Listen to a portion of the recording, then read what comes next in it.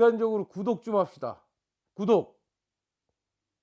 안녕하십니까. 세상의 모든 불만입니다. 불가능한 혁명을 하기에 저는 또 이 자리에 섰습니다. 문 대통령 예전 공약 중에 공공 부분에서는 뭐 비정규직이 제로로 만들겠다 뭐 이런 공약이 있었어요. 그런 부분에서 1호 사업장으로 선택된 게 인천국제공항입니다. 지난 21일 인천국제공항사는 공항에서 근무하는 뭐 보안검색자 근로자 뭐 1902명을 포함해서 뭐 2143명 비정규직 근로자를 정규직으로 고용하겠다는 내용을 발표했습니다. 이 발표를 한쪽에서는 뭐 근로자의 인권이나 뭐 복지 향상을 위한 뭐 첫걸음이 될 것이다. 뭐 또 다른 쪽에서는 공평하지도 않고 공정하지도 않고 형평성에 맞지도 않는다 이런 논란이 일고 있어요. 그리고 국민청원 게시판에는 공기업 비정규직 정규화를 이제 그만해달라 뭐 이런 청원이 계속 일고 있습니다. 하루 만에 17만 명이 참여하고 막 이랬어요. 지금 뭐 인스타그램이나 다른 SNS에서는 뭐 청년들이 뭐 열심히 공부할 이유가 없어졌다 뭐 이런 식으로 해가지고 부러진 펜 사진을 게시하고 그리고 로또 취업 뭐 반대 운동도 하고 있습니다. 이렇게 청년들이 실망하고 사회적 운동을 계속하는 이유는 이 인천국제공항이 취업 준비 생들한테 가장 선호하는 공기업들이에요. 일반적 스펙 뭐 이런 거 자체로는 들어갈 수가 없어요. 여기에 더 불을 지펴놓은 게 인천국제공항사 비정규직들을 모여있는 것으로 추정되는 SNS에서 대화 내용이 문제가 돼요. 어떤 내용인들이라면 나 군대 전역하고 22살에 알바 천국에서 보안으로 들어와서 190 벌다가 이번에 인국공 정규직으로 간다. 연봉 5천 소리질러 뭐 2년 경력 다 인정받았네. 서영고 나와서 뭐하냐. 인국공 정규직 되면 최상위인데 졸지에 서울대급 돼버렸네. 소리질러. 니들 5년 이상 버릴 때 나는 돈 벌면서 정규직. 야 차는 뭐 벤치로 뽑아야겠어. 몇 년이라다가 공사 사무직 자리 하나 받으면 또 투쟁합시다. 우리 뒤에 이미 있을게요. 벤치를 산다는 등 자기가 이제 연봉 5천으로 올랐다는 등 뭐 이런 얘기들을 이 있어요. 세상이 지금 거꾸로 돌아간다는 겁니다.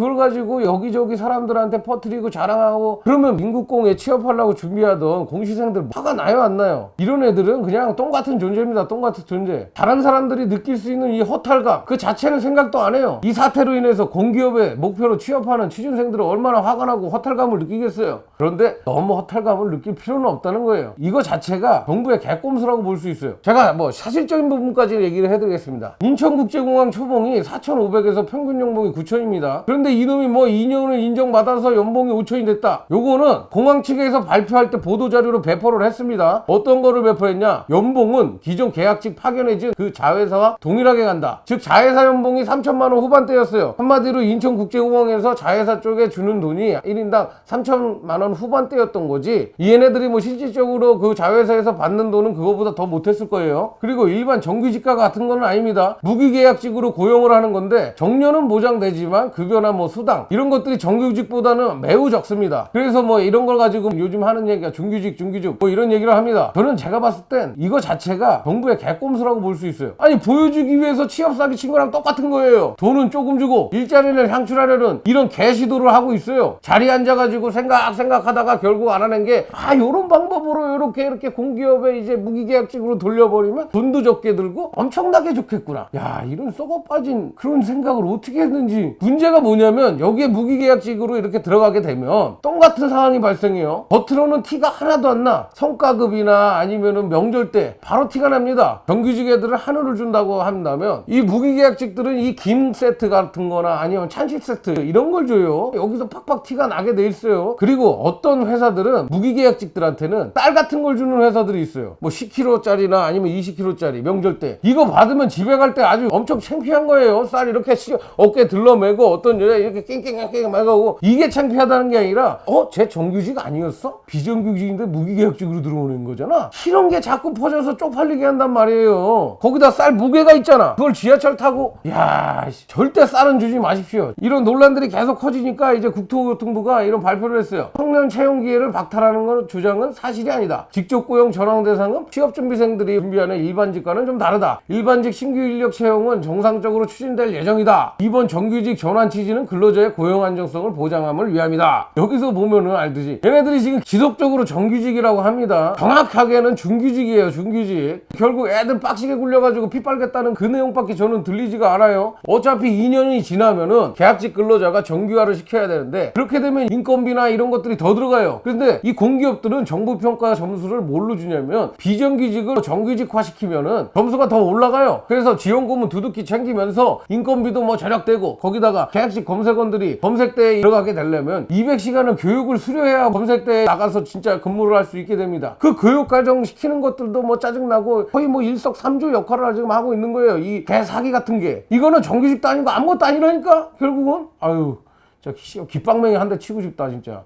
인천공항의 이 속내를 모르고 청년들도 화를 내고 그걸 지켜보던 다른 사람들도 하고 국회의원들도 헐뜯고 하니까 이제 황도순 청와대 일자리 수석이 한마디 했습니다. 지금 청년들이 제기하는 문제는 채용 과정의 공정성이다. 다른 형태의 공정성도 필요하다. 인천공항 1만 명의 비정규직들이 그동안 공항을 위해서 필수적인 일을 해왔는데 차별을 받는 것도 공정하지는 않는 것이다. 말은 아주 청산유수로 잘했어요. 비정규직 차별이 없어져야 된다. 그런데 왜 정규직보다 월급을 더 조금 주냐고. 한참 모자라게 주고 배우 자체도 정규직보다 엄청나게 못나게 해주면서 왜 너희가 차별 이런 얘기들을 하냐 이겁니다. 여러분들은 이걸 보고 어떤 생각을 할지는 모르겠으나 저는 국민들한테 아유 우리 잘하지 우리 멋있지 뭐 이런 거 국민들한테 보여주기 위한 것밖에 안 된다고 봅니다. 저는 또 이 사태 가지고 얘기하기 좋으니까 국회의원들 스멀스멀 기어 나왔습니다. 미래통합당 하태원 의원 뭐 23일날 뭐라고 자기 SNS에 남겼냐면 뭐 정권이 노력하는 청년들의 호구가 되는 세상을 만든다. 취업 공정성에 대한 불신은 대한민국 공동체의 근간을 허물고 있다. 이에 무너진 공정을 바로 세우기 위해 로또 취업방지법을 발의하겠다. 이런 말을 했어요. 맞는 말이에요. 어떻게 보면 또 맞는 말인데 이 양반은 매번 그냥 뭔 이슈만 있으면 던져. 그냥 일단 던져놓은 봐. 해놓는 건 하나도 없어. 이 하태경. 또 정치 공세를 하겠다는 그런 전략밖에 저는 안 들어요. 자, 그리고 이원욱 더불어민주당 의원이 인천국제공항 정규직 전환 논란에 대해서 자기도 한 말씀 했습니다. SNS에다가. 정부의 노동대책이 제대로 가고 있는 거냐? 근본적인 질문이다. 노동 문제의 본질이 정규직과 비정규직 문제일까? 아니면은 임금 불평등 문제일까? 동일 노동, 동일 임금을 원칙만 지켜진다면 구태여 정규직 일자리만을 바라보고 있지는 않을 것이다. 이러면서 이야기를 자기 SNS에 쓰면서 그 밑에다가 뭘 썼냐? 약 1년 전에 최은열 전 민주당 의원이 홍남기 경제부총리에게 대정부 질문하던 그때 뭐라고 질문을 했었냐면 창업을 하신다면 정규직 직원을 두시겠습니까? 비정규직 직원을 두시겠습니까? 뭐 이런 질문을 던진 적이 있어요. 그게 뭐 기억난다면서 당시 부총리는 아무 답변을 하지 못했다. 이 얘기를 밑에다가 남겼습니다. 저는 이원욱 의원이 난 더 나쁘다고 봐. 1년 전 대정부 질문 때 그게 생각나면서 결국 아무런 대책도 여지까지 하나도 마련하지 않고 국회의원 된 거 아니야.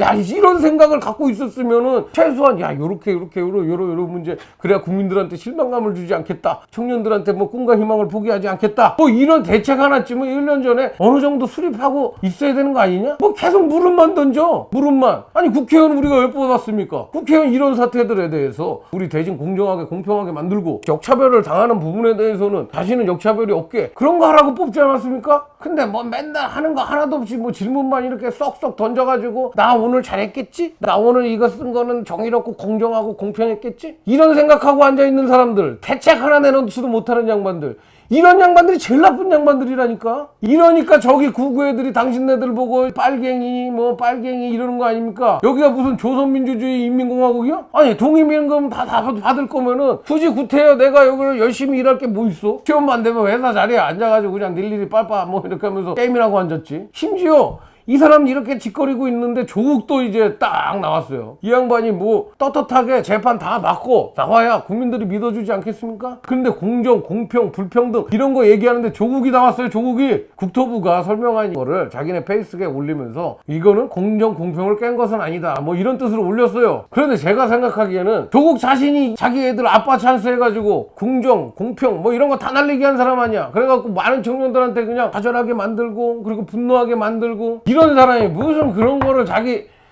아유 씨 내가 봤을 때는 끝까지 정치는 계속 하겠다는 거예요. 떳떳하게 무죄가 밝혀지고 이런 얘기 하신다면 분명히 받아들일 겁니다. 자신의 문제나 해결하고 어떻게 합시다. 저는 이 사태를 보고 예전에 문 대통령이 발언한 생각이 납니다. 기회는 평등하고 과정은 공정할 것이며 결과는 정의로울 것이다.